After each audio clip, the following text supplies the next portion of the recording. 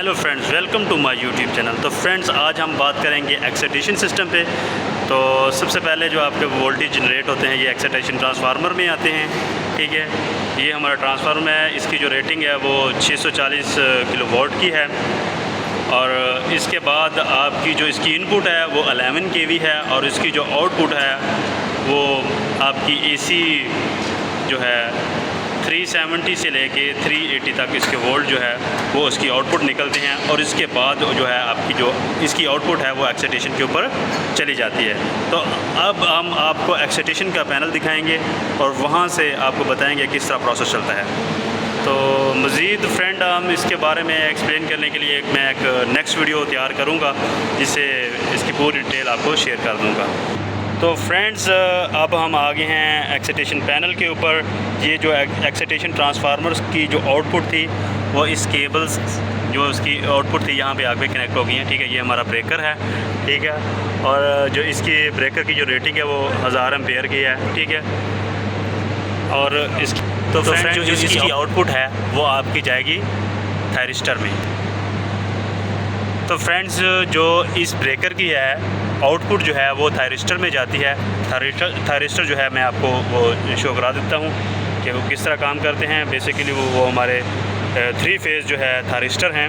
तो फ्रेंड्स, ये आपको नज़र आ रहा होगा, ये हमारी केबल्स जो कनेक्ट थी, ये इसकी इनपुट है और ये इसकी आउटपुट है। आउटपुट से ये इसकी सीटी लगी है जो इसका जो है वो बता रही है कि इसकी कितना करंट आ रहा है आपके पास। तो ये आपकी सीटी लगी हुई है। ठीक है, सीटी के बाद हम ऊपर चले जाएं तो ये जो है वो आपका थायरिस्टर है। ठीक है, ये थायरिस्टर ब्रिज है। जो थायरिस्टर ब्रिज है उसकी जो रेटिंग है वो बेसिकली आपको 1500 एम्पेयर जो है वो ले रहा है। ठीक है, अब ये देखें, ये जो है आपको थायरिस्टर मैं बताता हूँ। मज़ीद इस थायरिस्टर की डिटेल में जाने के लिए मैं इसके ऊपर एक अलग से वीडियो बनाऊँगा वो ताकि आपको मज़ीद इसके बारे में डिटेल मिल सके। तो फ्रेंड्स, इस थायरिस्टर के बाद इसके ऊपर ये वाइट कलर के हैं इसके जो फ्यूज़ हैं। फ्यूज़ बेसिकली आपके ये भी एक इसकी प्रोटेक्शन के लिए हैं। इसकी जो रेटिंग है इन फ्यूज़ की वो है 1400 एम्पेयर। ठीक है, इसके मुताबिक अगर इससे ज़्यादा बढ़ जाते हैं तो ये फ्यूज़ जो है ब्रेक होंगे और इसका जो अलार्म है वो कंट्रोल सिस्टम पे चला जाएगा। जो इसका अलग से सिस्टम है वो भी आपको थोड़ा सा उसके बारे में ओवरव्यू दे दूँगा। उसके बारे में मज़ीद हम एक डिटेल से वीडियो बना देंगे। अच्छा, जब इस फ्यूज़ के बाद हम इसके ऊपर देखें तो ये जो हमारी DC बस बार है, ये हमारी DC बस बार है। ठीक है, DC बस बार के बाद यहाँ से आउट जो निकलती है वो आपकी FCB में जाती है। अब हम आपको FCB दिखाते हैं। तो फ्रेंड्स, ये देखें, हमारी जो थायरिस्टर से जो आउटपुट निकली थी DC की वो ये आ गई है। ठीक है, यहाँ से होती हुई आपकी जो है ये आपका FCB है। ठीक है, यहाँ से आपको प्रॉपर्ली नज़र नहीं आ रहा, मैं आपको इसका जो मेन जो है इसका डिस्प्ले आपको दिखा सकता हूँ। मेन पैनल से जिसको फ्रंट पैनल है उससे आपको दिखाता हूँ। तो फ्रेंड्स, ये हमारा FCB है। ठीक है, इसकी जो रेटिंग जो एम्पेयर है वो 1250 एम्पेयर का है। ठीक है, और जो इसके जो रेटेड वोल्टेज हैं वो हैं इसके 600। और इसकी जो कॉइल को है ये देखें, इसका ऑपरेटिंग मैकेनिज़्म है। ठीक है, इसकी जो कॉइल है, कॉइल की जो वोल्टेज हैं वो आपके अप्रोक्सीमेटली 220 DC वोल्टेज हैं। ठीक है, इसके अंदर ये कॉइल है, इसके अंदर जो है ये जो सामने कॉइल नज़र आ रही है, ठीक है, इसे हम बोलते हैं, ये इसकी है स्टार्टिंग कॉइल। ठीक है, और जो इसके पीछे अभी आपको प्रॉपर्ली नज़र नहीं आ रही। ठीक है, मज़ीद इसकी वीडियो में बनाऊँगा, उसमें आपको देख लीजिएगा। इसकी जो पीछे हैं वो इसकी ट्रिप कॉइल्स हैं। यहाँ से आपको फ़र्ज़ किया आपको किसी भी सिस्टम को आप जब आपकी एक्साइटेशन ऑन होती है तो ये जो है आपकी कॉइल एनर्जाइज होती है, तो ये जो आपका मूवेबल कॉन्टैक्ट है ये मेक हो जाते हैं। ठीक है, अब यहाँ पे आ जाते हैं, ये जो हैं इसके बेसिकली 3 कॉन्टैक्ट्स हैं। ये जो हैं 2 इसके ये हैं इसके नॉर्मली ओपन कॉन्टैक्ट, और ये जो है इसका जो थर्ड वाला है ये इसका नॉर्मली क्लोज कॉन्टैक्ट है। ठीक है, अब ये जो 2 कॉन्टैक्ट हैं, एक इसके ऊपर देखें तो 2 बस बारें कनेक्ट हैं, एक पॉजिटिव कनेक्ट है और एक इसके ऊपर नेगेटिव कनेक्ट है। जो थर्ड वाली है वो जो है आपकी जो जनरेटर है, जनरेटर को जब हम शट डाउन करते हैं तो उस दौरान जनरेटर में फ्लक्स जो है कुछ रह जाता है, तो हम उसको एक्साइटेशन को डी एक्साइटेशन करने के लिए बन रही थी, तो उसके अंदर जो जनरेटर के अंदर फ्लक्स पैदा हो गया था, तो उस फ्लक्स को डिस्चार्ज करने के लिए हमारा डी एक्साइटेशन जो है रजिस्टर है। ठीक है, डी एक्साइटेशन जो रजिस्टर है ये डिस्क टाइप है और इसकी जो रेटिंग है इसकी वो है 780 किलो जूल है। ठीक है, यानी कि 780 किलो जूल है इसकी। तो इसके थ्रू जितना भी हम जब यूनिट को शट डाउन करते हैं तो इसका काम है कि जितना भी आपका जो फ्लक्स है जनरेटर के अंदर उसको क्या करता है, इसके थ्रू हम डिस्चार्ज कर लेते हैं। ठीक है जी। तो इसके साथ ही ये साइड पे देखें तो अब हमने एसी के बारे में थोड़ा सा रीड आउट कर लिया और एसी के बाद फिर थारिस्टर ने उसको डीसी में कन्वर्ट किया, तो इसके ऊपर भी कुछ प्रोटेक्शंस हैं, कुछ एसी प्रोटेक्शन है और कुछ डीसी प्रोटेक्शंस है। तो ये जो सामने नज़र आ रही है ये डीसी ओवर वोल्टेज प्रोटेक्शन है। ये बेसिकली इसमें क्या है, इसमें दो थारिस्टर लगे हुए हैं, एक इसका V1 और V2। ठीक है, अगर आपके जो नीचे थोड़ा सा गौर से देखें तो वो आपके ट्रिगर मॉड्यूल लगे हुए हैं। अगर ट्रिगर मॉड्यूल का जो लेवल है वो रेटेड वोल्टेज एक्सीड कर जाए तो जो आपका ये जो है जो थारिस्टर इसके जो रिलेटेड है वो थारिस्टर वो ऑपरेट हो जाएगा, यानी कि V1 जो है वो पॉजिटिव साइड पे है और जो V2 जो है वो आपका नेगेटिव साइड पे है। अगर फ़र्ज़ कि आपके पॉजिटिव वोल्टेज बढ़ जाते हैं तो आपका क्या होगा, ये जो फायर होगा और साथ ही आपका कंट्रोल सिस्टम को सिग्नल प्रोवाइड करेगा और आपकी एक्साइटेशन को ट्रिप करा देगा। ठीक है, अब हम एसी प्रोटेक्शन को थोड़ा सा रीड आउट कर लेते हैं। तो फ्रेंड्स, इस एक्साइटेशन पैनल में आपको मैं शेयर कर रहा हूँ, ये जो ऊपर है मेंशन किया है ये आपका एसी ओवर वोल्टेज लिमिटर है। ये एसी प्रोटेक्शन है। फ़र्ज़ क्या आपके वोल्टेज बढ़ जाते हैं तो इसका का काम है कि आपके जो वोल्टेज है उनको लिमिट करना है। अगर इससे ज़्यादा और भी बढ़ जाते हैं तो ये जो फ्यूज़ हैं आपके बर्न हो जाएंगे और साथ ही आपका सिग्नल आपको जो है कंट्रोल सिस्टम को मिल जाएगा और उससे आपकी जो एक्साइटेशन है उसको ट्रिप करा देगा। अब इसके नीचे चले जाते हैं, ये आपकी RC असेंबली है। ठीक है, इसका क्या काम है, इसका काम भी यही है कि अगर आपके जो थ्रेशोल्ड वोल्टेज हैं वो बढ़ जाते हैं, ठीक है, तो इसका भी काम ये है कि इसके ऊपर मैं मज़ीद एक वीडियो तैयार करूँगा जिसकी आपको डिटेल मिल जाएगी। तो ये भी आपकी ओवर वोल्टेज पे ही है कि अगर आपके ओवर वोल्टेज हो जाते हैं तो ये सिस्टम को ट्रिप करा देते। ठीक है फ्रेंड्स, तो अब हम आ गए हैं इसके मेन पैनल के ऊपर। इसमें कौन से जो है कंट्रोल यूज़ किया गया है, ये बेसिकली इसके 2 चैनल हैं, ये GMR3 और ये GMR3 है। इसमें एक मास्टर होता है और एक इसमें स्लेव के तौर पे काम करता है। ठीक है, अब इसका जो काम है बेसिकली अभी गौर से देखें तो इसके बहुत सारे कार्ड्स लगे हुए हैं। पहले NG2 ये इसकी पावर सप्लाई है, BMR3 जो है इसका मेन प्रोसेसर है और PGS3 इसका पल्स गेन कंट्रोलर और DE डिजिटल मतलब डिजिटल इनपुट कार्ड है। E जो है इसका इनका अपना जो है बताया हुआ है और DA जो है आपका डिजिटल आउटपुट कार्ड है। ठीक है, उसके साथ ही आपका LCOM मतलब कि ये कम्युनिकेशन का कार्ड है और ये इसकी डिस्प्ले है। ठीक है, ये इसके बारे में थोड़ा था।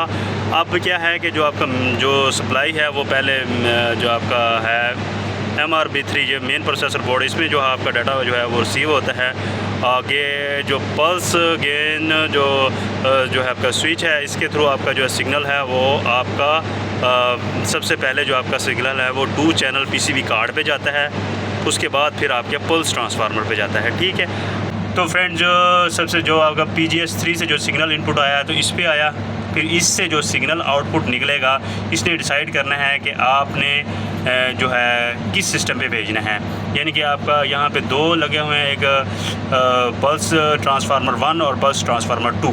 तो ये डिसाइड करेगा कि आपने किस पे सिग्नल सेंड करना है। जब आपका PGS3 से सिग्नल आएगा तो इस पे पहले आएगा, इससे फिर आपको ये जो PGS3 1 पे भेजेगा या 2 पे भेजेगा।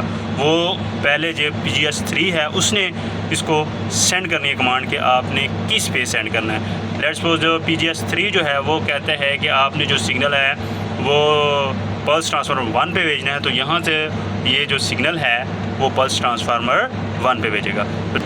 तो फ्रेंड्स, ये हमारा पल्स ट्रांसफार्मर है। यहाँ से जो है आपकी जो ट्रिगर पल्स है जो थारिस्टर की जो है गेट पे जो जाएगी पल्स वो यहाँ से जाएगी। ठीक है, ये पल्स ट्रांसफार्मर है, यहाँ से आपका गेट पे जाएगा और सिस्टम आपका फायर हो जाएगा। अब हम बात करते हैं फील्ड फ्लशिंग की बात कि जब हमने यूनिट को स्टार्टअप करना है तो यूनिट को कैसे स्टार्ट करेंगे।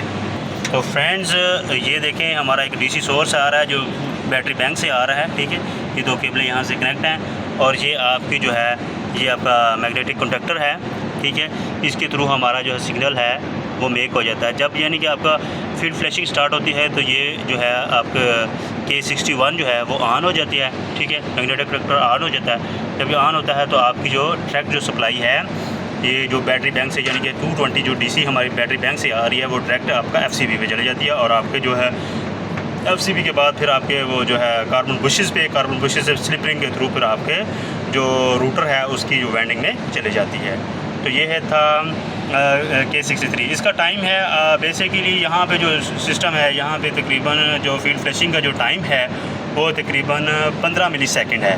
अगर लेट्स सपोज अगर आपके जो एक और भी है, अगर आपके वोल्टेज जो है वो थायरिस्टर पे 20% बढ़ जाएँ रेटेड से और अगर आपकी करंट 10% बढ़ जाए रेटेड से तो अभी आपकी जो ये K61 है वो ऑपरेट हो जाती है, यानी कि डिसकनेक्ट हो जाती है अगर आपका फील्ड फ्लैशिंग स्टार्ट है तो फ्रेंड्स हम दोबारा आ गए FCB पे जब ज़रा नीचे गौर से देखें तो ये हमारी जनरेटर की तरफ जो है जनरेटर का जो रूटर है उसकी जो वेंडिंग है उसकी तरफ केबलें जा रही हैं। ये देखें गौर से देखें तो ये हमारा जो है पोलैरिटी रिवर्स लिंक है, ठीक है।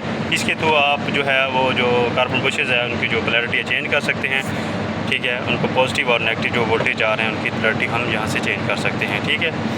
तो यहाँ से हमने जो है रिवर्स लिंक से जब इसकी आउट से जो केबलें निकल रही हैं ये जा रही हैं, ठीक है। ये आउट से केबलें जा रही हैं। तो अब हम जाते हैं जनरेटर पे। जनरेटर की जो स्प्लिट रिंग है वहाँ से जो केबल कनेक्ट है वो आपको दिखाते हैं। तो फ्रेंड्स ये जो केबलें थी हमारी फील्ड सर्किट ब्रेकर से आगे जो हैं जनाब ये इसके जो जनरेटर है इसके ऊपर से कनेक्ट हो गई हैं। इसके आगे गौर से देखते हैं, ये इसके जो है स्लिप रिंग है, ठीक है। Slip ring sorry carbon bushes है, ये सामने नज़र आ रहे हैं। कार्बन बुश के बाद ये आपके स्लिप रिंग है। स्लिप रिंग से बाद आपकी जो वोल्टेज हैं ये फ्रेंड्स हम आपको दिखा भी देते हैं। ये देखें जी, ये इसके जो है कार्बन बुशेस हैं, ठीक है जी। कार्बन बुशेस जो है ये आपकी जो स्लिप रिंग है इसके साथ कनेक्ट है और इसके बाद आपके जो रूटर है उसकी वेंडिंग में वोल्टेज जो है वो इंटर हो जाते हैं। तो फ्रेंड्स ये था, आपको बताते हैं अभी आपको बैटरी बैंक के बारे में कि वहाँ से फील्ड फ्लैशिंग से कैसे आपकी जो है एक्साइटेशन पे वोल्टेज आएगी। तो फ्रेंड्स ये जो है बैटरी बैंक है, ठीक है। यहाँ से आपको जो है जो वोल्टेज है वो आपकी एक्साइटेशन की तरफ जा रही है, ठीक है। ये हमारा बैटरी बैंक है। यहाँ पे टोटल 108 बैटरीज़ हैं वो कनेक्टेड हैं, ठीक है। और यहाँ पे जो एक बैटरी है उसकी जो कैपेसिटी है वो तकरीबन 2.25 वोल्ट है और इसकी जो एम्पेयर रेटिंग है तकरीबन 1000 की है ये, ठीक है।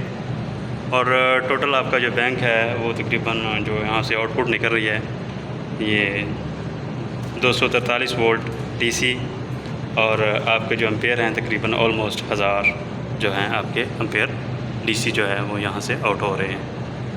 बेसिकली यहाँ पे टोटल जो है वैसे जो रेटेड हैं इसके 1170 हैं, ठीक है, इस सिस्टम के।